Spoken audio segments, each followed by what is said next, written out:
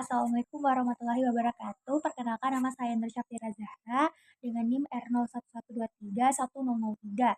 Nah, di sini saya akan menjelaskan tentang anatomi dan fisiologi dari sistem kardiovaskular. Nah, sistem kardiovaskular terdiri dari jantung dan pembuluh darah yang bekerja sama untuk mengalirkan darah ke seluruh tubuh. Nah, sistem ini membawa oksigen, nutrisi, dan hormon ke jaringan tubuh dan mengeluarkan limbah metabolik seperti karbon dioksida. Baiklah, sini saya akan menjelaskan penjelasan anatomi terlebih dahulu terkait anatomi sistem kardiovaskular. Yang pertama itu ada jantung. Nah, jantung merupakan organ berotot yang bertugas memompa darah, terletak di rongga dada di antara paru-paru sedikit ke kiri. Kemudian jantung terdiri dari 4 ruang, yaitu yang pertama atrium kanan dan kiri. Nah, ruang bagian atas yang menerima darah. Kemudian atrium kanan menerima darah dari tubuh yang kaya dengan karbon dioksida. Sedangkan atrium kiri menerima darah yang kaya oksigen dari paru-paru.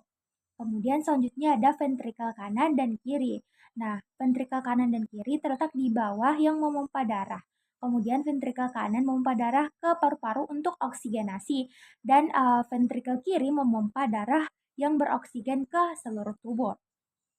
Selanjutnya itu ada katup jantung. Nah, katup ini memastikan aliran darah satu arah. Nah, yang pertama itu ada katup triskopit antara ventrikel kanan. Kemudian katup pulmonalis antara ventrikel kanan dan arteri pulmonalis. Kemudian katup mitral antara atrium kiri dan ventrikel kiri. Kemudian katup aorta antara ventrikel kiri dan aorta. Selanjutnya itu ada pembuluh darah. Nah, pembuluh darah ini terdiri arteri, pembuluh darah yang membawa darah dari jantung ke seluruh tubuh. Nah, aorta adalah arteri terbesar yang membawa darah dari ventrikel kiri ke tubuh. Kemudian ada vena, yaitu pembuluh darah yang membawa darah kembali ke jantung. Nah, vena cava superior dan inferior membawa darah yang kaya akan karbon dioksida ke atrium kanan dan vena pulmonalis membawa darah kaya akan oksigen dari paru-paru ke atrium kiri. Kemudian ada kapiler, yaitu pembuluh kecil tempat pertukaran oksigen, nutrisi, dan limbah yang terjadi di antara darah dan jaringan tubuh.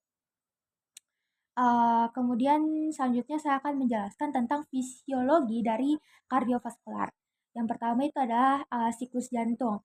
Nah, pertama itu terdiri dari diastol. Saat ventrikel berelaksasi dan darah mengalir masuk ke atrium dari vena, atrium berkontraksi untuk mengisi ventrikel dengan darah. Kemudian sistol. Nah, sistol adalah saat ventrikel berkontraksi untuk memompa darah keluar dari jantung. Ventrikel kanan mengirim darah ke paru-paru dan ventrikel kiri mengirim darah ke seluruh tubuh melalui aorta. Yang kedua adalah sistem konduksi jantung. Nah, ini terdapat nodus sinoatrial yang berfungsi sebagai pacemaker alami jantung yang menghasilkan impuls listrik yang memulai kontraksi jantung.